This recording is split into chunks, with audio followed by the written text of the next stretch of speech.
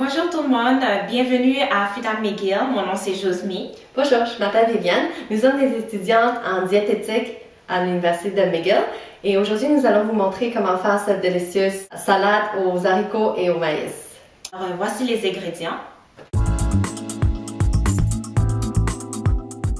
Nous avons des haricots noirs, des graines de maïs, Échalotes, la coriandre, nous avons la lime, l'avocat.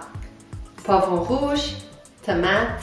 Pour la vinaigrette, nous avons l'huile d'olive, poivre de cayenne, poivre noir, du sel et de l'ail. Et ici, j'ai 2 tasses d'haricots noirs. Ensuite, vous avez besoin d'une et une demi-tasse de graines de maïs. Vous avez besoin de poivron rouge frais.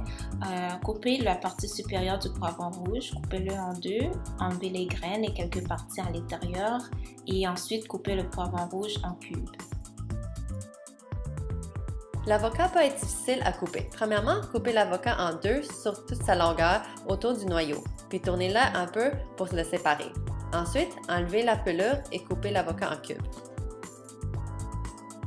Vous auriez besoin de 6 branches d'échalotes et chaque branche doit être émincée et ensuite être coupée en petits morceaux. Coupez les tomates à moitié, enlevez la partie supérieure au milieu et ensuite coupez-les en petits cubes. Vous auriez besoin d'une demi-tasse de coriandre fraîche. Pour hacher la coriandre, vous pouvez utiliser votre couteau ou vos mains. Une fois que tous vos ingrédients sont préparés, mélangez-les. Pour la vinaigrette, vous aurez besoin de 2 à 3 limes pour faire un tiers de tasse de jus de lime. Ajoutez une demi-tasse d'huile d'olive dans le bocal. Ensuite, rajoutez une cuillère à thé de sel. Ensuite, une cuillère à thé de poivre de cayenne et une cuillère à thé de poivre noir. Épluchez un morceau de gousse d'ail et hachez-le. Ensuite, rajoutez le tout dans le bocal. Secouez le bocal pour bien mélanger la vinaigrette. Finalement, videz la vinaigrette dans la salade et mélangez-la. Il y a plusieurs façons de manger cette salade. Enroulée dans des tortillas. Le tortilla peut être servi en tant que plat principal pour le dîner, par exemple.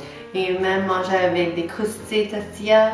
Ils peuvent être servis en tant qu'entrée. Et aussi, on peut manger la salade en tant qu'accompagnement pour votre plat principal tel que le souper. Si vous avez des restants, cette salade doit être réfrigérée pour une durée maximum de 4 à 5 jours.